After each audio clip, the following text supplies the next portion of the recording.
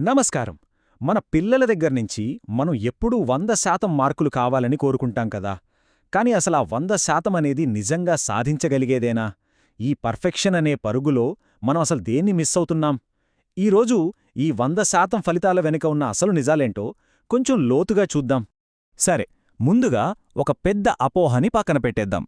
ఒక విద్యార్థి విజయమంటే అది కేవలం టీచర్ పెట్టిన ఎఫర్ట్ వల్లే వస్తుందనుకోవడం కరెక్ట్ కాదు. ఈ స్లైడ్లో చూపిస్తున్నట్టే అది ఒక అసాధ్యమైన కోరిక. ఎందుకంటే ఎడ్యుకేషన్ అనేది ఒక టీచర్ చెప్పే పాఠం కంటే చాలా చాలా పెద్దది. రైట్, మన మొదటి భాగంలోకి వెళ్దాం. అదేంటంటే ఒక సంక్లిష్టమైన మేళవింపు. విద్యార్థి సాధన వెనుకున్న వాస్తవికతను అర్థం చేసుకుందాం. అంటే సక్సెస్ అనేది ఒక స్ట్రెయిట్ లైన్ కాదు.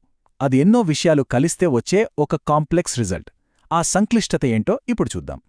ఈ రేఖాచిత్రం చూడండి. ఇదే మన విశ్లేషణకు బేస్. ఒక స్టూడెంట్ రిజల్ట్స్ అనేవి కేవలం ఒక్క విషయంపై ఆధారపడి ఉండవు.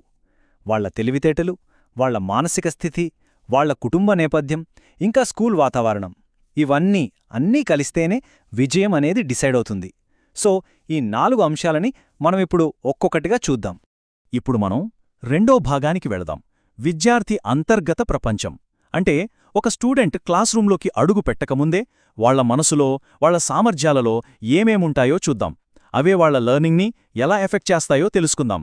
మనం చాలాసార్లు లెర్నింగ్ స్టైల్స్ అని వింటూ ఉంటాం గదా. అంటే కొందరు చూసి నేర్చుకుంటారు, కొందరు విని నేర్చుకుంటారు, ఇలా. కాని సైన్స్ ఏం చెప్తోందంటే ఇది సైంటిఫిక్గా ప్రూవ్ కాని ఒక అపోహ మాత్రమే.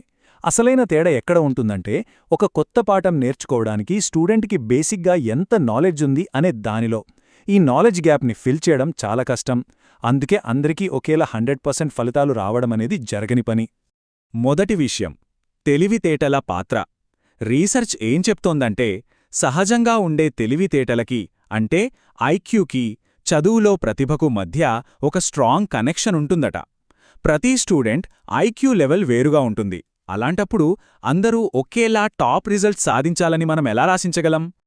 ఇంకో చాలా ముఖ్యమైన విషయమేంటంటే మన ఎగ్జామ్ సిస్టమ్ ఉంది కదా, అది కేవలం లాంగ్వేజ్ ఇంకా లాజికల్ స్కిల్స్కే ఎక్కువ ఇంపార్టెన్స్ ఇస్తుంది. కానీ మ్యూజిక్లో, ఆర్ట్లో లేదా స్పోర్ట్స్లో అద్భుతమైన టాలెంట్ ఉన్న స్టూడెంట్స్ ఎంతమందో ఉంటారు. వాళ్ల టాలెంట్ని మన పరీక్షలు గుర్తించవు. దానివల్ల వాళ్లకు తక్కువ మార్కులు రావచ్చు. ఇక మెంటల్ హెల్త్. ఈ 100% మార్కులు తెచ్చుకోవాలనే ప్రెషర్ బ్రెయిన్పై ఎలాంటి ఎఫెక్ట్ చూపిస్తుందో తెలుసా? విపరీతమైన యాంగ్జైటీ వల్ల బాగా చదివిన విషయాలు కూడా ఎగ్జామ్ హాల్లో గుర్తుకు రావు. దీన్నే యాంగ్జైటీ బ్లాకేజ్ అంటారు. అంటే పర్ఫెక్షన్ కోసం ప్రెషర్ పెడితే రిజల్ట్ ఇంకా పడిపోతుంది. చివరిగా ఒక ప్రాక్టికల్ నిజం. ఒక టీచర్ నాలెడ్జ్ ఇవ్వగలరు, దారి చూపించగలరు. కానీ నేర్చుకోవాలన్న తపన, ఆ పట్టుదల అనేవి స్టూడెంట్ లోపల్నుంచి రావాలి. ఆ మోటివేషన్ ఎవరూ బలవంతంగా క్రియేట్ చేయలేరు. అది టీచర్ కంట్రోల్లో అస్సలుండదు. ఇప్పటివరకు మనం స్టూడెంట్ లోపలుండే ఫ్యాక్టర్స్ చూసాం. ఇప్పుడు మూడో భాగానికి వెళ్దాం. అంటే క్లాస్ రూమ్ గోడలవతల ఒక స్టూడెంట్ విజయాన్ని వాళ్ల ఇంటి వాతావరణం, సమాజం ఎలా ప్రభావితం చేస్తాయో ఇప్పుడు చూద్దాం. ఇది పచ్చి నిజం. అందరు విద్యార్థులకు ఒకే రకమైన వనరులు దొరకవు. ప్రైవేట్ ట్యూషన్లు, ఇంట్లో చదువుకోవటానికి ప్రశాంతమైన వాతావరణం, పేరెంట్స్ సపోర్ట్ ఉన్న స్టూడెంట్స్కి మిగతా వాళ్లతో పోలిస్తే అడ్వాంటేజ్ ఉంటుంది. అంటే సోషల్, ఎకనామిక్ స్టేటస్ అనేది క్లాస్ రూంలోకి రాకముందే ఒక పెద్ద గ్యాప్ని క్రియేట్ చేస్తుంది. కొన్నిసార్లు మనకు పైకి కనిపించిన భారాలు కూడా ఉంటాయి. ఒక ఐస్బర్గ్ లాగా అన్నమాట. మెంటల్ హెల్త్ ఇష్యూస్, ఫ్యామిలీలో గొడవల్లాంటివి స్టూడెంట్స్ రిజల్ట్స్ మీద చాలా పెద్ద ప్రభావం చూపిస్తాయి. ఆశ్చర్యంగా రిచ్ ఫ్యామిలీస్ నుంచొచ్చే పిల్లలు కూడా పర్ఫెక్ట్గా ఉండాలి అనే ప్రెషర్తో ఎక్కువ మెంటల్ ప్రాబ్లమ్స్ ఫేస్ చేస్తున్నారట. ఇక పేరెంట్స్ రోల్. ఇది చాలా పెద్ద వేరియబుల్. ఇది కంప్లీట్గా టీచర్ కంట్రోల్లో ఉండదు కదా. పేరెంట్స్ మరీ ఎక్కువగా ప్రెషర్ పెడితే అది స్టూడెంట్స్లో ఫెయిల్యూర్ అంటే భయాన్ని పెంచుతుంది. అదే స్కోర్స్ కంటే హార్డ్ వర్క్ని ఎంకరేజ్ చేసే పేరెంట్స్ పిల్లలు మరింత సక్సెస్ఫుల్, మోటివేటెడ్ లెర్నర్స్ అవుతారు. చివరిగా మనం టీచర్స్ని కూడా మర్చిపోకూడదు. వాళ్లు రోబోలు కాదు, వాళ్లు మనుషులే. వాళ్లకు కూడా తెలియకుండానే కొన్ని ఇష్టాయిష్టాలు ఉండొచ్చు. ఇది వాళ్లు గ్రేడ్స్ వేసే విధానాన్ని, వాళ్ల అంచనాల్ని ప్రభావితం చేయొచ్చు. కాబట్టి 100% పర్ఫెక్ట్ టీచింగ్ ఆశించడం కూడా కరెక్ట్ కాదు. సరే, ఇప్పుడుదాకా మనం చూసిన కారణాల వల్ల 100% అనేది ఎందుకు అసాధ్యమో మనకు అర్థమైంది. మరి ఇప్పుడు మన ముందున్న అసలైన ప్రశ్నేంటి? ఒకవేళ 100% అనేది తప్పుడు లక్ష్యమైతే మరి మనం దేనికోసం ప్రయత్నించాలి? దీనికి సమాధానం వెదుకుదాం. సో మన 4వ భాగానికి వచ్చేశాం. ఒక మంచి ఫ్రేమ్వర్క్ని నిర్మించడం.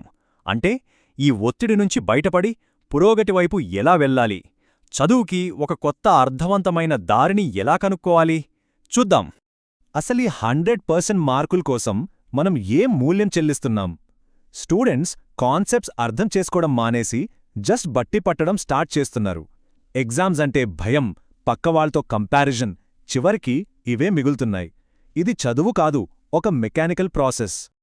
మరి సొల్యూషన్ ఏంటి?